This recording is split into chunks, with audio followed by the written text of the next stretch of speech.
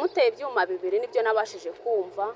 Icya mbere numva ko yakimuteye mu mutima, icya kabiri aho n'amaraso yadudubizaga aturuka nimo hano hejuru mu ijosi. Ibyuma twabonye hari icyuma cyagaragaraga hano ku muhogo kimwe, ikindi cyari kiri hano mu gatuza, ikindi cyari kiri hano. Byari ibyuma bitatu. Ariko uwo mugore nawe akimara kubikora nta n'imbaraga ari kubona zo kugenda, yahise ahinda umushyitsi aravuga ati muntabare nikoze mu nda nishe umuntu.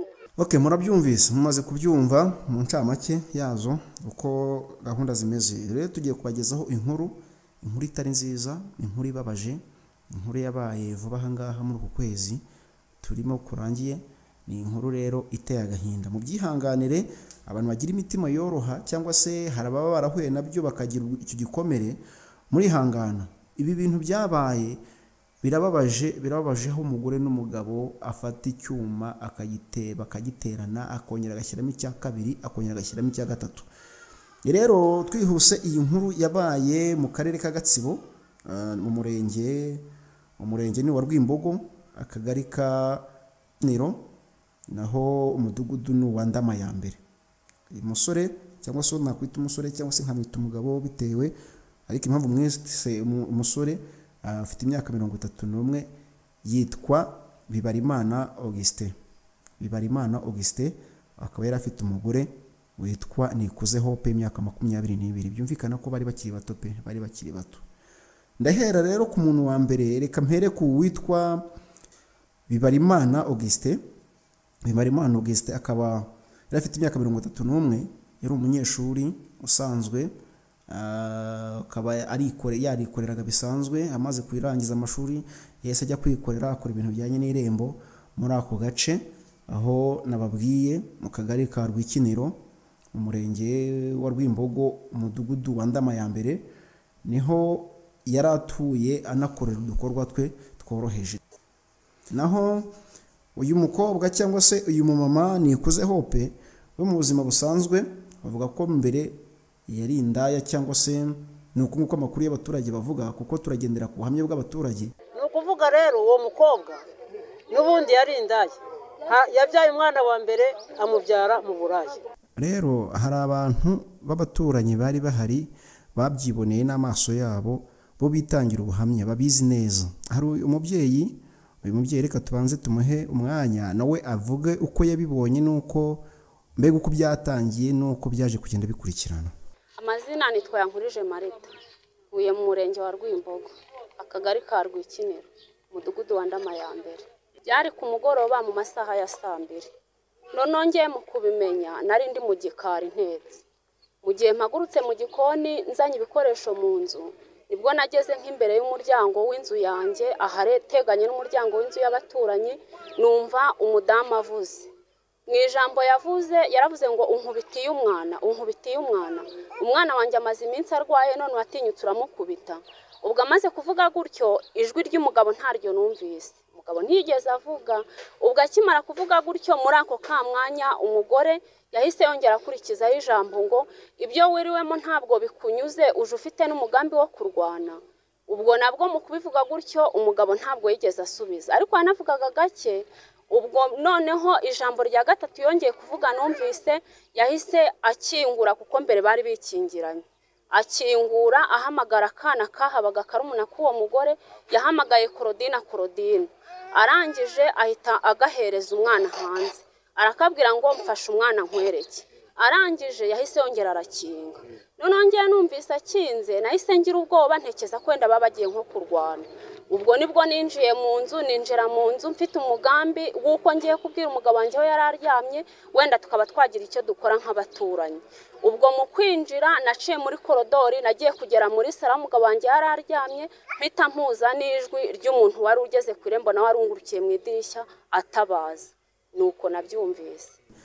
Abaturage bavuga ko yari indaya mu buzima busanzwe, yari yarabyaye umwana umwe, nuko aza gukundana n'uyu musore cyangwa se uyu mugabo Augustin.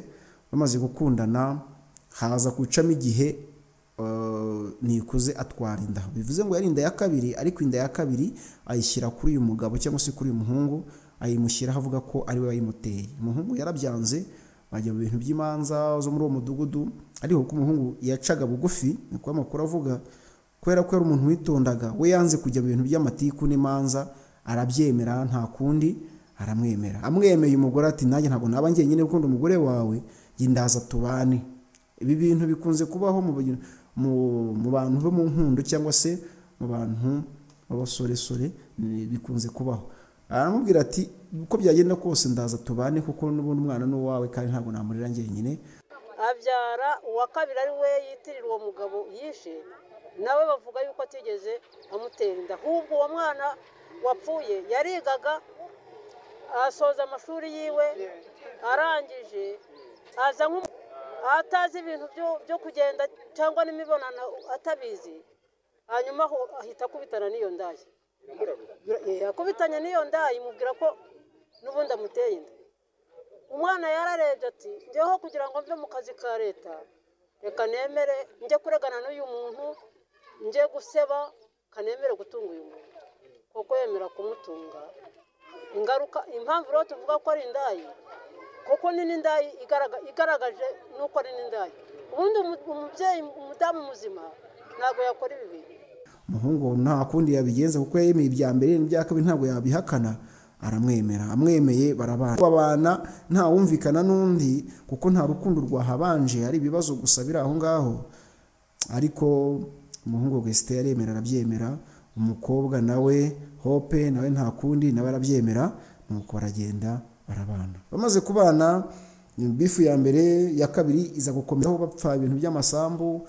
Umwe avuga ati se twahinga hehe, kuki nta mirima baduha, undi nawe ibi n'ibi, nuko ibibazo biza gutyo. Ariko n'umuhungu nawe akamwaka nawe aho yahinga, nuko bikaza gutyo. Biza kurangira rero umwe aza kuvuga ati umuhungu yavuye mu kazi bisanzwe, aza nimugoroba mu masaa moya, bagirana ibibazo bakabyumva, ariko umuhungu ibyo yavugaga ntabwo byumvikanaga. Umukobwa cyangwa se uyu mugore Hope arangije akazajya avuga ati yewe ahantu uvuye uje kuntura umujinya ibi n'ibi, ariko nyirabayazana iyo ntandaro yazo saha za saa moya bapfuye umwana, avuga ati urakubita umwana nta soni, umwana wanjye n'igihe yari amaze arwaye ibi n'ibi, mbega yahannye umwana undi ntibabyumvikanaho. Akenshi izi ngeso cyangwa se uyu muco ukunda kubaho iyo umwe ahannye umwana undi ati wimuhana, bakabisiganiraho mukabipfa, ugasanga umugore n'umugabo barabipfuye, uyu mwana umukubise nta kosa yari afite ibi n'ibi, mbega bikaba birebire. Nabo niko byaje kugenda. Umugabo yahannye umwana, umugore atabishaka, umugore atugakubita umwana kandi umwana wanjye arwaye, urabizi ko amaze igihe arwaye ibi n'ibi, nuko batangira kugira ibyo bibazo, nyine bararwana. Umugore byanagaragaye ko yitabaje abantu ati mfashe umwana nkwereke, nuko wafata icyuma kimwe arakibika, arabanza aragihisha, aramucunga, ubundi amutera icyuma mu ijosi, ikindi ngo akimutera ku mutima, ikindi akimutera mu mbavu. Ariko uwo mugore nawe akimara kubikora nta n'imbaraga ari kubona zo kugenda, yahise ahinda umushyitsi, aravuga ati muntabare nikoze mu nda nishe umuntu. Yewe ikintu naramubwiye ati umwiciye iki? Kuko ibintu byanaturenze kabisa, kuko ari umwana warezwe na nyina, ndetse buriya n'umubyeyi we twamwise mubi, ari umwana warezwe na nyina. Ntabwo ibintu bikwiye mu Banyarwanda. Hari umugabo, namwita umugabo cyangwa se n'umupapa, nawe wabigizemo uruhare kugira ngo abafashe mu butabazi. Nawe aritangira ubwo buhamya uko byagenze, cyane ko bafite n'imbogamizi, babangamiwe n'uko izi ngeso zasubira cyangwa se bikaba no ku bandi, cyane ko bavuga ko ibi bintu bitari bikwiye no kuba kuri uyu mumama. Uyu mukobwa ibyo yakoze ntabwo bisanzwe, cyangwa se umumama ibyo yakoze ntabwo bisanzwe. Rero ubwabo bakitangira ubwo buhamya kugira ngo ejo hatagira abandi byanabaho, cyane ko bitanagaragaraga, abantu ntabwo bigiraga babona ko bafitanye amakimbirane.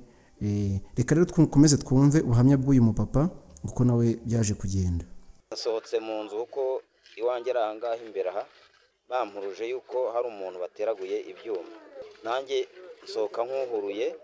Mpageze basohora uwo muhungu, bamufatiye mu maboko abiri kugira ngo bamwicaze kuri moto. Ngerageza kubabwira ngo bamwicaze Gikobwa kubera nabonaga izosi rigenda rigira gutya ritameze neza kugira ngo bamwiyegamize neza. Ubwo rero mugeje tujya nko ku kigo nderabuzima cya Ndama, numvise aseta ibirenge hasi, turahagarara barongera bamwiyegamiza, arongera tugeze imbere gakeya atseta ibindi birenge. No kuvuga ngo twageze ku kigo nderabuzima, bazana burankari bamushyiraho, abaganga baramufatafata, ageze mu nzu nta muti yabonye na mukeya uko twasanze byarangiye.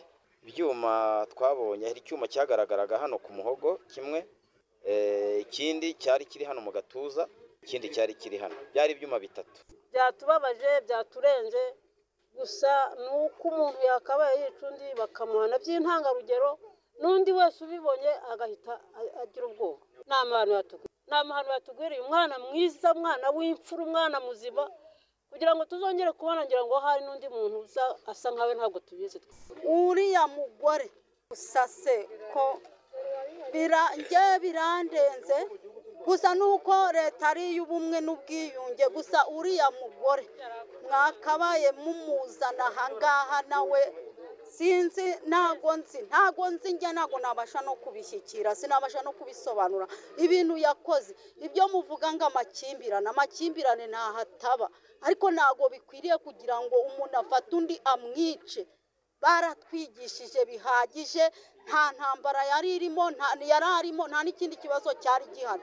Ntago bikwiriye kugira ngo yice uriya muhungu, yaramuhemukiye kandi natwe yaraduhemukiye. Uriya muhungu yaradufitiye akamaro. ngaye nguko rero mw'abantu mwe nguko byagenze by'uyu mugabo, ko byamugendekeye n'umugore we. Umugore niwe wihururije abantu, niwe watabaje kubera umutima wahise umurya, agenda asakuza ati ndihekuye, nicuye umuntu. Niko abantu bahise bamuhurwa yamenye bati niwo byikoreye, se ubikoreye iki? Ariko igisubizo ntacyo, umutima mbega uri kumushinja, uri kumurya. Umugabo yagiye kwa muganga agwayo, nta n'umuti banamuhaye, nta n'ikinini, nta n'urushinge, nta n'iki. Yaguye yasinziriye ku marembo cyangwa se yapfiriye ku marembo y'ibitaro. Nuko abagiye atyo. Ubuyobozi bw'umurenge cyangwa se n'abayobozi bose basanzwe muri rusange bavuze ko aba bantu bari basanzwe bafite ibibazo n'ubundi by'imitungo nk'uko twatangiye tubibona. Abandi bakavuga ntago abantu babanye badakundana n'ubundi ntago birangira neza, ariko igisubizo kikaza ngo ni gute noneho yakwemera agafata ibyuma akamutera kugeza igihe amwiciye. Ese bwo cyaba ari cyo gisubizo? Reka dusoreza aha rero umuntu wanjye, kora subscribe, like, share ndetse na comment, ubundi tujya dukomeza tubagezeho inkuru, ibiganiro, business, mbega ibintu bigiye binyuranye nk'ibyo ngibyo. Iyi ni inkuru mbi ndimaze kubona, ndavuga nti reka nyibasangize hatagira uzabitinyisha, kuko umubiri ni umubiri, gupfa nakanya gatoya, hatazagira uzabikora agira ngo mbega ni ibintu bisanzwe. Oya, umuntu ni mugenzi wawe kandi umubiri ni umubiri. Ntitugahemuke cyangwa se ngo duhemukire abantu, si dupfe ngo nuko ari umufasha wacu, ahubwo tugendere ngo nuko afite umubiri nk'uwacu. Reka rero mbashimire, mwakoze kudukurikira, mwakoze kujyana n'iki kiganiro, ubundi turi kumwe